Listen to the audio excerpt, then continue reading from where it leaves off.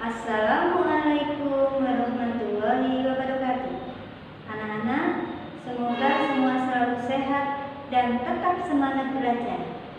Sebelum kita mulai materi pembelajaran, marilah kita berdoa dalam hati.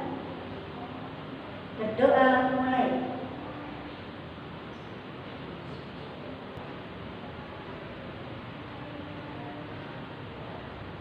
Selesai. Supaya semua lebih semangat dan dapat mengingat jasa para pahlawan kemerdekaan, marilah kita bernyanyi lagu Hari Kemerdekaan. Masih ingatkah liriknya? Nah, kita mulai dari hitungan ketiga ya.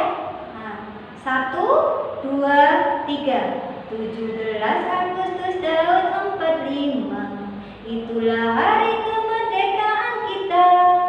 Hari merdeka nusa dan bangsa, hari lahirnya bangsa Indonesia. Merdeka, sekali merdeka tetap merdeka, selama hayat masih dikandung badan. Kita tetap setia mempertahankan Indonesia. Kita tetap setia membela negara kita. Terima kasih. Untuk kegiatan selanjutnya yaitu belajar dari materi-materi yang Ustazah sampaikan lewat PPT berikut ini. Sekarang kita lanjutkan pembahasan tentang materi persatuan dalam perbedaan yang sudah kita pelajari sebelumnya. Ini adalah lanjutannya. Kemudian dalam bahasan ini juga mempunyai tujuan yang sama. Tujuan pertama, menggali dan memaparkan informasi penting dari buku sejarah. Yang kedua, menganalisis cara makhluk hidup menyesuaikan diri dengan lingkungan. Ketiga, memahami penampilan tari kreasi daerah. Keempat, menelaah persatuan dan kesatuan terhadap kehidupan berbangsa dan bernegara beserta dampaknya. Kelima, memahami makna proklamasi kemerdekaan, upaya mempertahankan kemerdekaan, dan upaya mengembangkan kehidupan kebangsaan yang sejahtera. Itu tujuan dari pembelajaran hari ini. Kemudian kita ke bahasan adaptasi hewan. Adaptasi hewan itu adalah untuk melindungi diri dari musuh. Contohnya, kalau cara adaptasi hewan itu ada beberapa macam. Misalnya kamuflase, mimikri, autotomi. Autotomi itu melepaskan bagian tubuh. Kemudian menggulungkan diri. Nah, ini adalah contoh terenggiling dan luwing. Itu cara adaptasinya menggulungkan tubuhnya. Yang kedua adalah landak. Landak adaptasinya dengan cara mengembangkan durinya saat diserang musuh. Kemudian ini kalajengking. Kalajengking itu mengeluarkan racun. Sedangkan kobra mengeluarkan bisa yang beracun. Kemudian melindungi diri dari musuh. Misalkan belalang ini menyerupai daunnya. Kalau yang sudah Ustazah sampaikan tadi mimikri, contohnya itu adalah bunglon. Nah, ini merubah warna sesuai dengan lingkungan dia berada, supaya musuhnya tidak melihat. Kemudian yang ini adalah cicak dan kadal, itu memutuskan ekornya saat diserang musuh. Ini juga termasuk jenis mimikri. Kemudian cumi-cumi mengeluarkan tinta saat kabur dari musuh. Tuh. Kalau adaptasi hewan untuk menyesuaikan diri dengan lingkungannya. Yang tadi itu adalah adaptasi hewan yang menghindari atau melindungi dirinya dari musuh. Tapi yang ini kita bahasan ini kali ini adalah adaptasi hewan untuk menyesuaikan diri dengan lingkungannya. Contohnya hibernasi. Hibernasi itu sering dikaitkan dengan suhu rendah. Tetapi fungsi hibernasi adalah untuk menghemat energi selama periode ketika tidak tersedia makanan yang cukup. Pada musim dingin, banyak hewan berdarah panas membutuhkan energi tambahan untuk menjaga suhu tubuhnya. Tetapi makanan sangat langka. Untuk mencapai penghematan energi ini, mereka melakukan hibernasi dengan tidur panjang pada musim dingin. Misalnya pada tikus, landak, beruang, dan lain-lain. Itu biasanya pada musim dingin hewan-hewan tersebut melakukan hibernasi.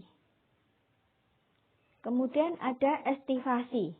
Estivasi dilakukan oleh hewan yang hidup di daerah gurun dan pada musim kemarau bisa mengalami kekurangan air. Mereka melakukan estivasi yaitu tidur panjang di musim kemarau. Misalnya pada kadal, katak, keong, dan lain-lain. Jadi kebalikan dari hibernasi, ini estivasi. Jadi dilakukan pada waktu musim kemarau. Kalau hibernasi dilakukan pada waktu musim dingin. Munculnya paus ke permukaan.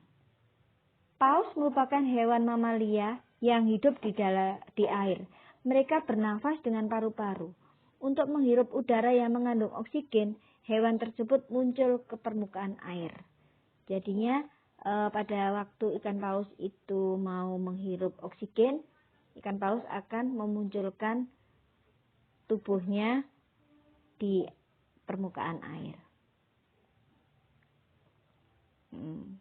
Setelah kalian tadi sudah tahu bahasan tentang adaptasi hewan, silakan nanti juga dipelajari dari buku-buku lainnya.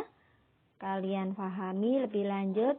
Jika kalian ingin mengetahui lebih dalam lagi, itu bisa kalian coba lihat di internet atau baca-baca buku lainnya.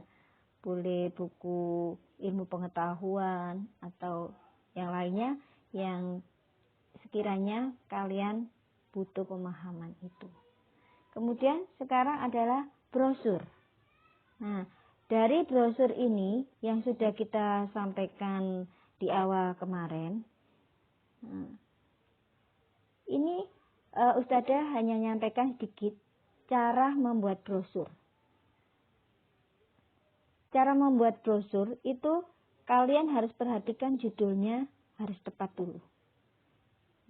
Mudah dibaca dan warna menarik sehingga orang akan tertarik terhadap brosur tersebut. Tapi tidak terlalu berlebihan. Bahasanya juga harus menarik perhatian dan mudah difahami. Itu adalah cara membuat brosur. Yang kemarin kalian kan juga sudah mencoba membuat poster. Nah, itu bisa dipadukan dengan kegiatan pembuatan brosur ini. Kemudian kita akan belajar tentang kalimat efektif. Kalimat efektif adalah kalimat yang mengandung gagasan pembicara atau penulis yang terdiri atas kata-kata yang mempunyai unsur SPOK. Tahu kan SPOK? Subjek, predikat, objek, keterangan. Itu adalah kalimat yang sempurna, biasanya di dalamnya ada SPOK. Kemudian ciri-ciri kalimat efektif itu 1, memiliki unsur penting. Biasanya unsur pentingnya adalah subjek dan predikat. Kemudian menggunakan struktur bahasa yang tepat. Memenuhi kaidah ejaan yang berlaku. Jadi ejaan yang sesuai dengan EYD yang sudah Ustazah sampaikan kemarin. Kemudian menggunakan pilihan kata yang tepat. Itu untuk kalimat efektif. Nanti bisa kalian coba di berikutnya. Cara menulis yang baik bagaimana. Kemudian Ustazah lanjutkan dengan kata tanya. Yang ini juga sudah kalian coba kemarin untuk pembuatan kata tanya. Kata tanya adalah kata yang dipakai dalam kalimat tanya untuk menanyakan sesuatu, baik itu orang, tindakan, situasi, dan sebagainya. Ciri-ciri dari kalimat tanya. 1. Selalu diikuti dengan tanda tanya pada akhir kalimat. Kata tanya biasanya terletak di awal sebuah kalimat tanya. Kata tanya seringkali diikuti imbuhan sufiks kah, seperti apakah, siapakah, kapankah, dan sebagainya. Fungsi kalimat tanya itu 1. Menanyakan benda. Itu kalau apa. Kalau siapa, menanyakan orang. Kapan, itu menanyakan waktu. Kemudian kalau menanyakan tempat, biasanya diberi awalan di, ke, dari. Contohnya, di mana, kemana, dari mana. Itu. Kemudian kalau mengapa, itu menanyakan sebab. Bagaimana, itu menanyakan keadaan. Kalau berapa, itu biasanya menanyakan jumlah. Nah, ini sekarang bahasan tentang pidato. Kalian juga harus memahami bagaimana cara pembuatan pidato. Pidato salah satu bentuk penyampaian pikiran atau informasi secara lisan kepada orang banyak. Pidato persuasif. Pidato yang bertujuan membujuk, mendorong pendengarnya melakukan atau meyakinkan isi pidato. Contohnya, ini ada gambarnya. Siapa? Ada yang tahu? Ya. Insinyur Soekarno. Ya. Proklamator kita. Kemudian, ini juga biasanya kalau contoh pidato persuasif itu untuk pidato kampanye, pidato ajakan bersatu, pidato ajakan anti narkoba, pidato ajakan menabung. Ini yang sering kalau misalkan dicontohkan ini Ibu Megawati sedang kampanye. Itu pidatonya. Sedangkan struktur pidato dibagi menjadi 3, yaitu 1 pembukaan. Biasanya di dalam pembukaan itu ada salam pembuka dan tujuan pidato. Yang kedua isi. Isi itu menyampaikan ide atau ajakan. Kemudian baru penutup. Penutup ringkasan dari penegasan kembali apa isi pidato itu. Ini Ustazah juga contohkan naskah pidato. Nanti kalian juga bisa amati bagaimana cara membuat pidato itu.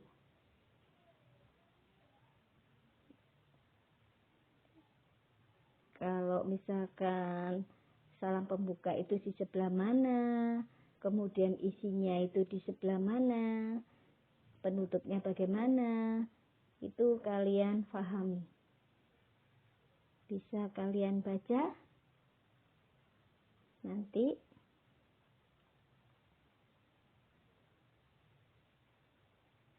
Nah, ini cara membaca pidato. 1. Pengucapan yang baik dan benar. 2. Intonasi yang sesuai. 3. Volume suara yang jelas dan lantang. Itu kalau misalnya kalian mencoba untuk pidato. Coba nanti kalian pelajari dan kalian praktekkan. setelah kalian belajar memahami tadi adaptasi, kemudian cara membuat pidato, sekarang ini ada tugas membuat pidato. Pertama, buatlah pidato persuasif. Ditulis dengan tulisan tegak bersambung tapi ya, yang rapi. Bisa juga ditulis di buku tema kalian bisa ditulis di situ. Minimal 1 lembar. Tapi jangan sedikit, 1 lembar penuh minimal. Kemudian dari tugas ini kalian boleh memilih salah satu temanya. Ada 3 tema di sini, kalian boleh pilih salah satu, nanti kalian kembangkan. Paham sampai di sini? Nah, kalau sudah paham, thank you untuk materi kali ini. Kita sudah selesai. Nanti akan kita bahas materi berikutnya. Setelah kita belajar dari PPT dan memahami materi-materi yang sudah disampaikan Ustazah tadi, marilah kita akhiri kegiatan belajar hari ini dengan membaca doa sesudah belajar. Berdoa mulai.